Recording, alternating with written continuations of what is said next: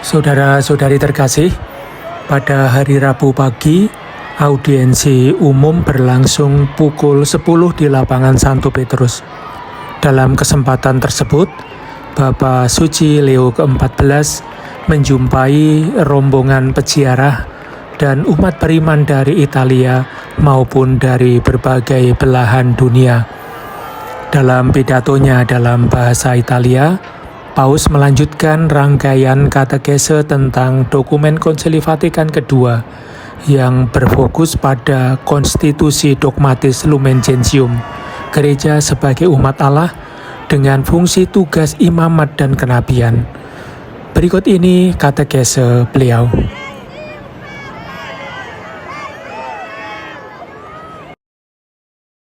Saudara-saudari terkasih, selamat pagi dan selamat datang. Hari ini saya ingin kembali membahas bab kedua dari Konstitusi Lumen Gentium yang berbicara tentang gereja sebagai umat Allah. Umat Mesianik menerima dari Kristus bagian dalam karyanya sebagai imam, nabi, dan raja yang menjadi jalan terlaksananya misi keselamatannya. Para bapa konsili mengajarkan bahwa Tuhan Yesus melalui perjanjian baru dan kekal telah membentuk suatu kerajaan para imam dengan menjadikan para muridnya sebagai imamat rajawi. Imamat umum umat beriman ini diberikan melalui baptisan.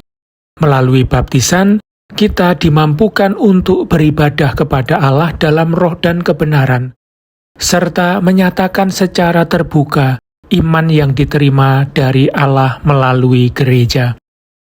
Selain itu, melalui sakramen penguatan atau krisma, semua orang yang dibaptis dipersatukan lebih sempurna dengan gereja, diperkaya dengan kekuatan khusus dari Roh Kudus, dan dengan demikian lebih terikat untuk menyebarkan serta membela iman dengan perkataan dan perbuatan sebagai saksi Kristus yang sejati. Penyerahan diri ini menjadi dasar misi bersama yang mempersatukan para pelayan tertabis dan umat awam. Mengenai hal ini, Paus Fransiskus pernah mengatakan, memandang umat Allah berarti mengingat bahwa kita semua masuk ke dalam gereja sebagai awam.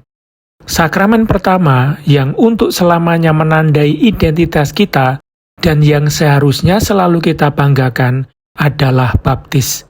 Melalui baptisan dan pengurapan Roh Kudus, umat beriman dikuduskan untuk membentuk bait rohani dan imamat kudus, sehingga kita semua membentuk umat Allah yang kudus dan setia. Pelaksanaan imamat rajawi itu terjadi dalam banyak cara, yang semuanya diarahkan pada pengudusan kita, terutama dengan ikut ambil bagian dalam persembahan Ekaristi. Melalui doa, tapa, dan kasih yang nyata dalam tindakan, kita memberi kesaksian tentang hidup yang diperbarui oleh rahmat Allah. Seperti diringkas oleh konsili, sifat kudus dan susunan organis komunitas imamat diwujudkan melalui sakramen-sakramen dan kebajikan-kebajikan. Para bapa konsili juga mengajarkan bahwa umat Allah yang kudus ikut ambil bagian dalam tugas kenabian Kristus. Dalam konteks ini, muncul tema penting tentang rasa iman atau sensus fidei dan kesepakatan umat beriman. Komisi Doktrinal Konsili menjelaskan bahwa sensus fidei adalah semacam kemampuan seluruh gereja, yang dengannya gereja dalam imannya mengenali wahyu yang diwariskan, membedakan yang benar dari yang salah dalam hal-hal iman, dan sekaligus memahaminya lebih dalam, serta menerapkannya secara lebih penuh dalam hidup. Jadi, rasa iman atau sensus fidei ini dimiliki oleh masing-masing umat beriman bukan secara terpisah, melainkan sebagai anggota umat Allah secara keseluruhan. Lumen Gentium menaruh perhatian pada aspek ini dan menghubungkannya dengan infabilitas gereja, yang di dalamnya termasuk dalam pelayanannya infabilitas paus. Seluruh umat beriman yang telah menerima pengurapan dari Yang Kudus tidak dapat sesat dalam iman. Hal ini tampak melalui rasa iman atau sensus fidei adi quadrati. Seluruh umat, ketika dari para uskup sampai umat awam yang paling akhir, menyatakan kesepakatan universal dalam hal iman dan moral. Maka gereja sebagai persekutuan umat beriman, yang tentu juga mencakup para gembala, tidak dapat salah dalam iman.